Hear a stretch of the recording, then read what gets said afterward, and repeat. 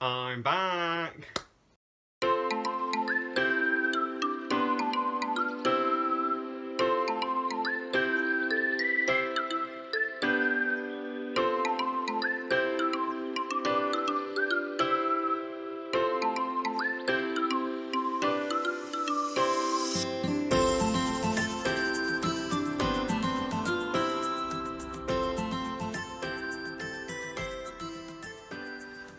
Hello and welcome back to my channel. If you're still here, that is. First of all, I'm, yes, in my room, not in my shed or on my allotment. It's been such a long time since I've made a video, and I do feel like I've got some explaining to do. When the pandemic happened, usually I actually work for the company John Lewis, the department store. Obviously my store closed and I went to go work at a Waitrose, which is the same company. They own both Waitrose and John Lewis. So I was working in the supermarket, kind of working through the pandemic, and I was ready to make a video until I had the notice of redundancy. And there's just been a lot going on since then, really. So since being told about the redundancy, what I did was I just went back to work, and I've been working like 50-hour weeks, ridiculous hours, for quite a while now, just to kind of boost up my pay before I'm on leave. And now I'm on leave until I go back to uni. But so I'm trying to get a part-time job in a garden centre, hopefully maybe in a pub. I don't really know. I'm kind of just carrying on. Also, there's a lot of things that coincides with all this. So there's been a lot of stress, as a lot of people in this country are going through redundancies at the moment. There's a lot of stress that comes with that. And it was just devastating, to be honest. Like, I mean, everyone, like, I'm not gonna lie, I moan about my job. Doesn't everyone? But with the company that I was with them from the beginning, when they opened the store, and I've known all these people for about 5 years, and it was just devastating. So, also, I've moved house. I'm now 45 minutes drive away from the allotment, but I'm keeping it going. I am keeping it going. And there's just been a lot happening. So my priorities of gardening had to go out the window, because for me, it was all about, let's just work as much as I can in the short space of time that I have, so I can build up enough pay to kind of keep me going, because obviously right now in this climate it's quite hard to get a job with everything going on. So yeah, a lot has happened, a lot in terms of my personal life, and also at one point I got trolled by someone online. Yeah, so life has been quite hectic at the moment, and I literally haven't got to the allotment in about 2 months. But the good news is, despite me looking for another job, I'm able now to get to the allotment. I know I kind of missed out on some of the crops that I put in and stuff, but life just took a different turn for a while, and I had to kind of deal with that, and now I can actually get back to doing something that I really enjoy. The other part of this video, so I obviously haven't been able to make another video lately because I haven't been able to get to the allotment. So what I did was post on my Instagram, at Going Up the Lottie. I'll list that below. So yeah, I asked if anyone had any questions, and I've had quite a few, and I haven't been able to do all of them, but I have made a list of some of the questions that I thought would be quite fun to answer. Also, some of the questions are quite, like, I'll answer that. You have your allotment sites, which are provided by your local councils, whether it's a city council or a county council, and usually you have to go through them. Or sometimes I think there are some private land allotments which you can apply for, but usually it's kind of through the council. When I first applied, I applied to about 5, but there were waiting lists for every single one other than one site, and I basically realised that this was going to be really, really long-winded. So I don't know if everyone is able to do it like this, but what I did, I really started researching, going through loads of websites, trying to find who is the actual person that runs this plot, how can I just get in touch with them personally and ask them. And I thought, so I can speed this process up and see if I can get one. Luckily, I didn't have to wait. I rang up in the morning, and then by the lunchtime I was viewing a plot because they had plots available. A lot of allotment sites do have waiting lists. So, for instance, at the moment, I'm considering getting an allotment site nearer where I live now. It's a bit, it's a bit double-sided really, because I don't want to start a new allotment site when I put so much work in, but it would be easier to have one here. So I actually think I'm going to carry the one back up in Birmingham, just because I put in so much work and time and energy that even though it's going to be a long journey to get there, I can make a whole day of it when I do get there. And also, my university is in Birmingham, so it's actually easy. So I can, once I finish a lecture, I can pop across over to the allotment and carry on digging. Obviously, taking the last couple of months out of consideration, so when I first got it, it was an absolute state. And if you've watched, I think my first video, I'll kind of talk about that. I must have put in, when I first started, I'd say roughly about a good 8 hours a week minimum.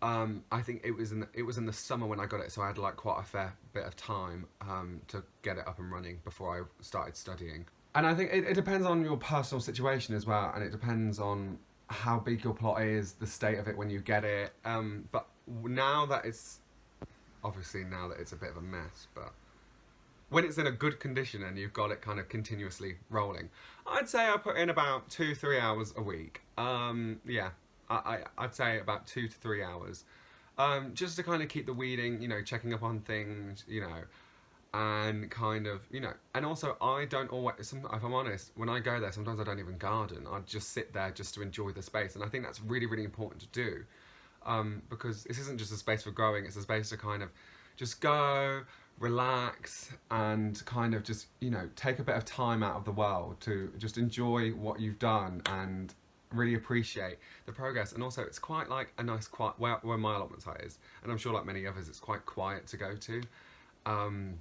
So yeah, I would say 2 to 3 hours of work, but then like sometimes I have barbecues with friends there, and sometimes, I'm not gonna lie, I just sit there and just get drunk, if I'm honest. Oh, that actually is a good question. I mean, I really enjoy growing strawberries, and I think by the time I go up there, the potatoes will be ready to do.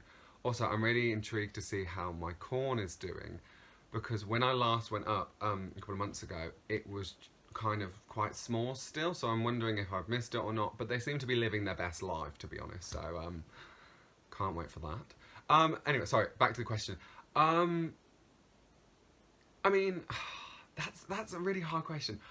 I would actually say, just for the moment, because I haven't finished my first complete growing season, I would say flowers. Just because there are times where you go to the allotment and you think, oh, like even now, like, oh, I haven't been a while. Like, is it going to be a mess? And then I go and it's like, oh my God, I haven't, like, there's been situations where it's rained for like a few days, so I haven't really been able to do anything.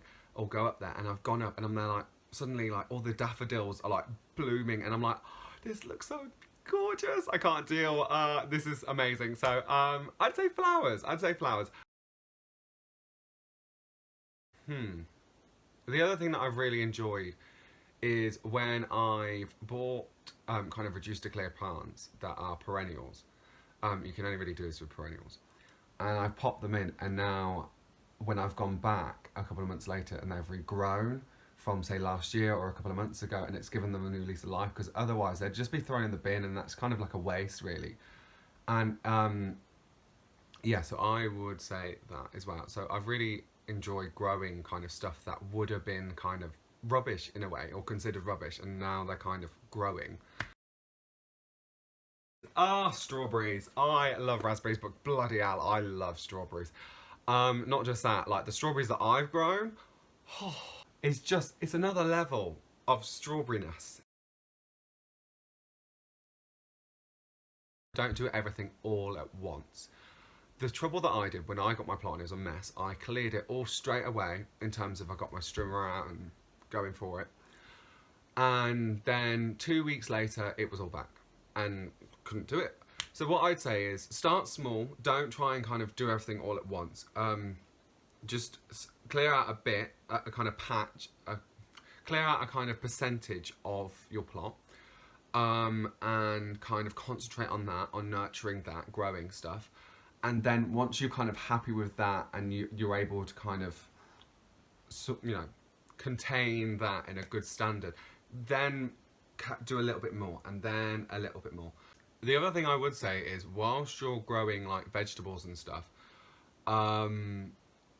grow plants and flowers along the side, because obviously it can take a while for the fruits and vegetables and kind of, your actual food produce to kind of grow, really. So it's nice to have something that is, one, making the plot look nice, and two, it's just kind of, you can appreciate that whilst the other stuff is growing, because flowers, from what I've kind of had, is they grow a bit more faster than kind of, I don't know, potatoes.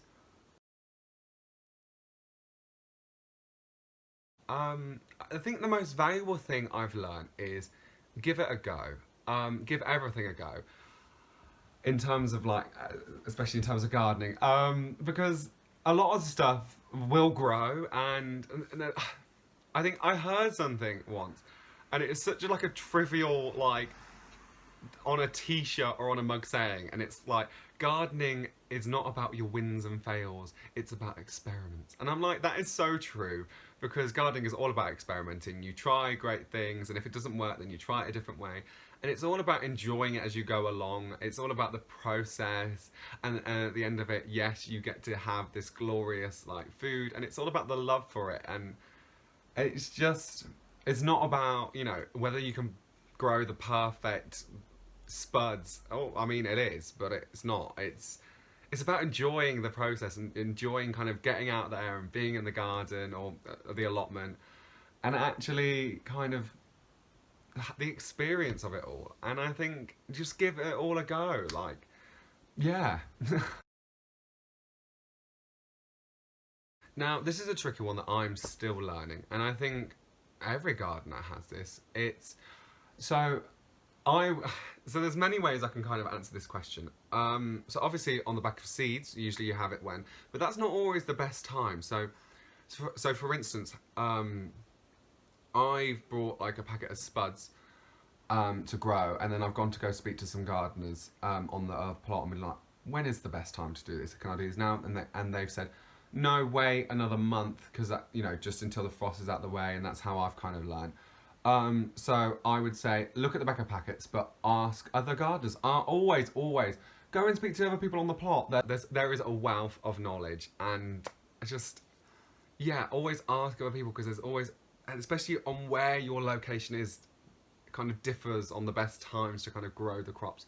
Also, so ask other gardeners, look at the back of seeds packets. Online's good, but the trouble with looking online that I've found is that loads of people have loads of different answers, and again, it differs on where you have your plot in terms of location, in terms of the weather and stuff. So there's that. I found really, really good advice in some Facebook groups that have allotment sites, and usually you can be like, oh, well, when do you think is the best time for growing this? And there's usually people that would, obviously lend a hand of knowledge, and especially if other people are in your area. Not just that, I have a gardening allotment book now, and it is my Bible. I love it, and it tells you everything from, so I would say that, get a gardening allotment book, because it tells you everything from the pests to look out for, like the best times to grow stuff. I think the top 5 that inspire me. Okay, so the first one that inspired me from the start was Rachel from Culinary Garden, Hugh Richards, he's lovely, Kelly from Kelly's Kitchen Garden. She's great, and she is a wealth of knowledge. So, watching her videos is really kind of, it really intrigues me in terms of kind of, she knows exactly kind of what she's grown in terms of like the location wise, the weather, and it's really inspires me to know more. These people kind of really inspire me to know more about kind of the kind of almost science behind gardening. Emma's allotment diaries. I love Emma's allotment diaries. Emma is so lovely. We've talked a couple of times through social media, and she's a beginner like me, and she's so funny, and she's very kind of candid, I would say, about the kind of fails and the wins of gardening. And the deal with her and that fox of hers cracks me up every time. So I would check out Emma's Allotment Diaries. And the fifth one, I would say, Lavender and Leeks. It's Katie with Lavender and Leeks, the YouTube channel. Another great one, another one with a wealth of knowledge. And yeah, great YouTubers. I think those are my top 5 that have inspired me along the way. So that is it from me today. On Thursday, I am back on the plot, and I will follow up my YouTube channel again. One thing I'd like to say is, so now that I've got a month before I go back to uni, I'm kind of trying to get myself a bit more organised.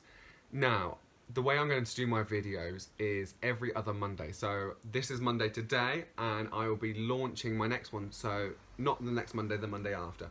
And so I'm doing it every 2 weeks. So, and if I add a few more in between, then, you know, if I'm able to, if I feel like it, then I can. But one thing I can commit to is every other Monday. So watch out for that. So that is it from me today. I hope everyone is well. I hope that no one else is. I know that probably more people are like me, kind of going through a lot of big changes in life at the moment, and I wish you all the best. Keep safe and stay gardening. I will see you all very soon. Thank you for checking out this video.